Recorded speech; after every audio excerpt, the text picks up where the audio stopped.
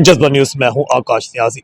चौधरी शाफिक हुसैन की जानिब से नए ऐलानात किए गए हैं और उनका कहना है कि वज़ीर पंजाब मरियम नवाज की ग्रीन बसें जल्द गुजरात की सड़कों पर होंगी।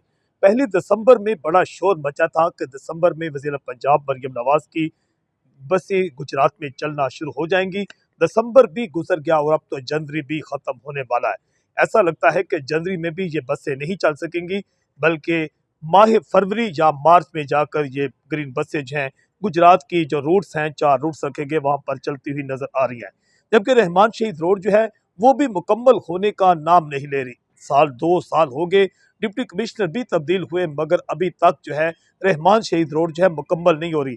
जबकि दूसरी जानिब मुस्लिम लीग नून जो है उसने सियासी मैदान मारना शुरू कर दिए हैं।